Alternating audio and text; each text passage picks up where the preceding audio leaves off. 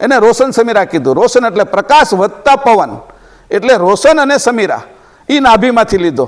પહેલા તો ખાલી પ્રકાશ જ તો સુરતા જ હતી, સુરતાથી નીચે ઉતર્યો તો અંકુર, એ અદ્રશ્ય અંકુર હતું.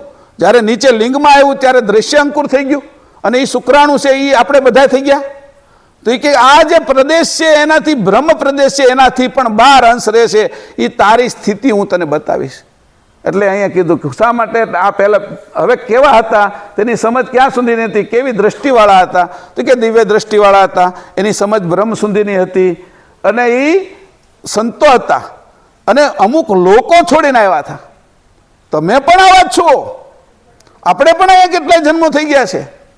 હું આ ઘાટને મારો હું સમજી લઉં કે હું મહેશ છું, હું ચિંતન છું, હું કલ્યાણદાસજી મહારાજ છું, હું નીલાબેન છું, આવું જો હું સમજી લઉં તો મારું આયુષ્ય એટલું થઈ જાય, તો હું ઘાટ પૂરતો મર્યાદિત રહું, અને ઘાટ મરે એટલે હું મરી ગયો એવું સમજુ.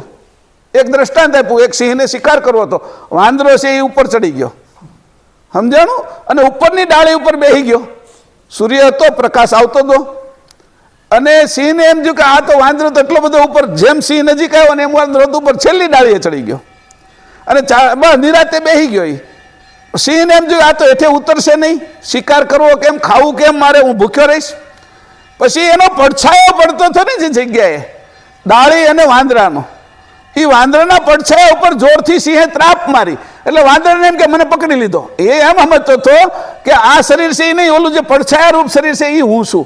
એટલે વાંદરાના હાથમાં જે ડાળી હતી છૂટી ગઈ અને એ પડ્યો નીચે, એટલે સિંહ ખાઈ ગયો.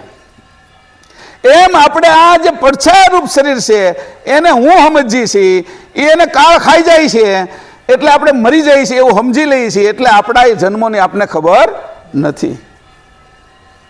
પરમગુરુ સિવાય કોણ જાણે આ બધી વાતો?